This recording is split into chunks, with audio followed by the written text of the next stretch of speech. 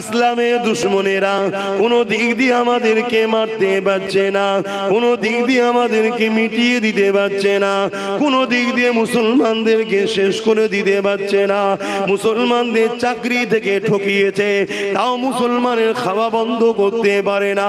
মুসলমানদের কর্মসংস্থান কেড়ে নিয়েছে, তাও মুসলমানকে রুখতে পারেনি। মুসলিম ছেলেদেরকে গান ফাংশন যাত্রায় 20 বছর নিয়ে যায়, আবার বয়স হলে ওই মুসলমান ছেলে তওবা করে আল্লাহর ওলির দরবারে গিয়ে বায়াত হয়ে নামাজে পড়ে চোখের পানি ফেলে কাঁদে, হজ করে এসে ক্ষমা চেয়ে, তাও একে মিটিয়ে দিতে পারছে না।